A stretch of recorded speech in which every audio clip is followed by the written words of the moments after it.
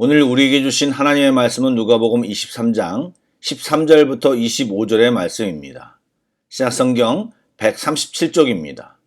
누가복음 23장 13절부터 25절까지의 말씀을 드라마 바이블로 낭독합니다. 빌라도가 대제사장들과 관리들과 백성을 불러 모으고 이르되, 너희가 이 사람이 백성을 미혹하는 자라 하여 내게 끌고 왔도다.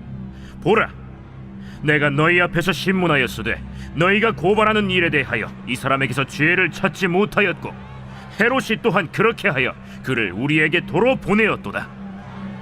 보라, 그가 행한 일에는 죽일 일이 없느니라. 그러므로 때려서 놓겠노라. 무리가 일제히 소리질러 이르되, 이 사람을 없이하고 바라바를 우리에게 놓아주소서. 이 바라바는 성중에서 일어난 밀란과 살인으로 말미암아 옥에 갇힌 자라라. 빌라도는 예수를 놓고자 하여 다시 그들에게 말하되, 그들은 소리질러 이르되, 그를 십자가에 못 박게 하소서. 십자가에 못 박게 하소서. 빌라도가 세 번째 말하되, 이 사람이 무슨 악한 일을 하였느냐? 나는 그에게서 죽일 죄를 찾지 못하였나니 때려서 놓으리라. 하니 그들이 큰 소리로 재촉하여 십자가에 못 박기를 구하니 그들의 소리가 이긴지라. 이에 빌라도가 그들이 구하는 대로 하기를 언도하고 그들이 요구하는 자 곧 밀란과 살인으로 말미암아 옥에 갇힌 자를 놓아주고 예수는 넘겨주어 그들의 뜻대로 하게 하니라. 좋은 아침입니다. 이 아침에도 예배하는 우리들에게 예배의 기쁨이 넘치길 원합니다. 말씀을 깨닫고 깊은 기도로 들어가는 귀한 시간이 되기를 주님의 이름으로 축복합니다. 아멘. 말씀을 나누겠습니다.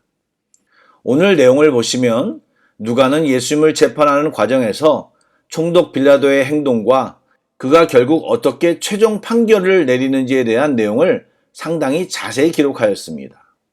빌라도는 너희가 이 사람이 백성을 미혹하는 자라고 고소하였는데 자기는 이 사람에 대해 죄를 찾지 못했다고 말했으며 분봉왕 헤롯도 죄를 찾지 못해 예수님을 도로 자기에게 보냈다고 말했습니다. 이미 예수님은 당시 재판의 권한을 가진 두 사람에 의해 죄가 없다고 인정받았습니다. 그러나 아시는 대로 빌라도가 의로운 재판장은 아니었습니다. 고소한 유대인들을 고려하여 태형을 감행하겠다고 밝히는데 태형도 집행하려면 태형에 합당한 죄목을 만들어야 하는 것입니다. 어쨌든 죄가 없는 사람에게 형벌을 가하려는 자가 의로운 재판장이라 할 수는 없습니다. 그런데 그렇게 불의한 자도 예수님을 무죄라고 3번씩이나 말하고 있습니다. 예수님은 그 누구도 정죄할 수 없는 의로운 분이었습니다. 여러분, 빌라도를 좀 더 자세히 보기를 원합니다. 그는 일단 예수님에 대한 좋은 평가와 함께 줄곧 예수님을 놓아주려고 노력했습니다. 첫 번째는 죄가 없다는 판결과 함께 고소한 그들의 체면과 명분을 살려서 적당히 태형 정도로 마무리를 하려고 했습니다. 그런데 빌라도는 대제사장과 그에게 현혹된 백성들의 악한 마음이 얼마나 강력한지 몰랐습니다. 그들에게 상식과 법이 사라진 지 오래되었고 그들이 원하는 것은 오로지 자기들의 악에 대한 충족뿐이었습니다. 말씀을 더 읽어가기 전에 한 가지 질문을 하고 싶습니다. 여러분이 만약 빌라도라면 이 시점에서 어떻게 해야 가장 현명한 행동이었을까요? 그리스도인이신 여러분이 빌라도라면 어떻게 해야 죄를 짓지 않을 수 있었을까요? 생각해 보시며 말씀을 들어주시기 바랍니다. 누가복음에서는 제대로 설명하고 있지 않지만 명절이 되면 백성들의 청원으로 죄수 하나를 놓아주는 전례를 기억한 빌라도는 그 제도를 이용하여 예수님을 방문하려는 시도를 합니다. 그런데 빌라도의 나름 괜찮은 이 생각과는 달리 유대인 무리는 예수님을 죽이고 바라바를 놓아달라고 외칩니다. 빌라도가 나름 선한 의도로 행동한 것 같지만 좋은 방향으로 가지 않고 있습니다. 여러분, 앞에 제 질문과 지금 빌라도의 행동을 연결해서 생각해 보시기 바랍니다. 죄를 짓지 않기 위해서는 결단이 필요한 것이지 타협을 하게 되면 또 다른 문제가 생겨 근본적인 문제를 해결하지 못하게 되는 것입니다. 정의를 행하려면 유대인들과 부딪히더라도 선언하고 즉각 예수님을 내보냈어야 했습니다. 그런데 부딪히지 않으려고 타협과 합리화를 하다 보니까 결국 죄를 지을 수밖에 없는 궁지로 몰리게 됨을 오늘 성경에서 우리는 발견해야 합니다. 죄를 용납하기 시작하면 결국 죄를 이기지 못하고 죄에 점령당하게 되는 것이 인간입니다. 끊어내야 할 때는 아프더라도 출혈이 있더라도 잘라내야 하는 것입니다. 그러나 타협과 합리화를 선택한 빌라도는 궁지에 몰리게 되고 자기의 이해관계도 개입되어 결국 예수님을 유대인들이 원하는 대로 십자가에 못 박도록 내어주게 됩니다. 분명히 성경은 그가 예수님을 죽이는데 소극적이었음을 보여주고 있지만 동시에 그의 우유부단함으로 하나님의 아들을 십자가에 처형하는 인류 최악의 재판장으로 기억되게 되었던 것입니다. 이것은 우리가 성경에 그런 이야기가 있다는 정도로 기억하기보다는 우리의 실생활에 적용해야 합니다. 타협과 합리화로 우유부단하게 행동하면 본인은 이해해달라고 말할 수 있겠지만 최종 결론은 죄악된 행동을 하게 되고 불순종에 거하게 되는 것입니다. 또한 바라바를 내어주고 예수님을 죽이게 되는 이 상황은 묘하게 성경의 대속의 원리와 딱 맞아떨어집니다. 죄 가운데 죽을 수밖에 없는 죄인을 대신하여 의로운 자가 형벌과 죽음을 짊어지는 상황이니까 말입니다. 또한 유대 지도자들에게 놀아나는 군중의 모습을 보고 뭐라고 할 수 없는 것이 우리들과 별반 다르지 않기 때문입니다. 군중들이 대제사장의 무리에 부추김 당해 예수님이 아닌 죄악을 선택하는 것도 또한 그런 죄인들이 말도 안 되는 예수님의 대속의 은혜를 받게 되는 것도 우리의 상황과 너무 딱 맞기 때문에 말씀을 볼 때마다 여러 가지 다양한 마음이 드는 것이 사실입니다.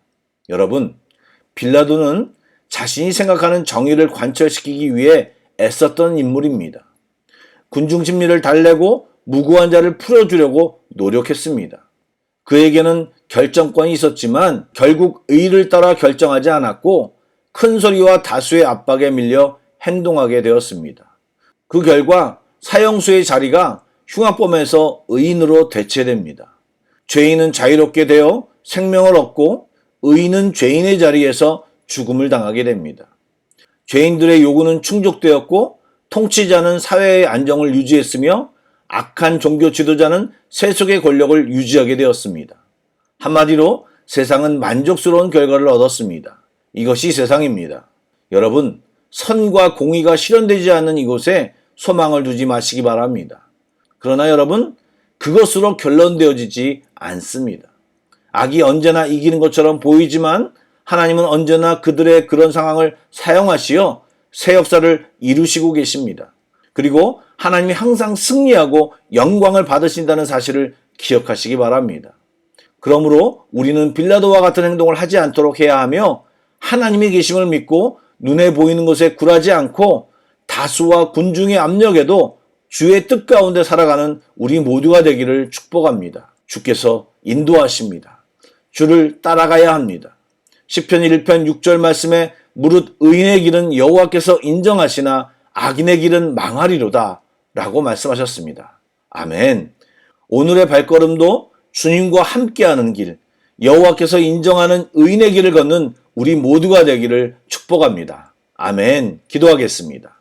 신실하신 하나님, 우유부단하고 철저한 계산 속에서 방황하는 저희들을 용서하시고 주님처럼 십자가의 길을 담대히 걸어가게 하여 주옵소서.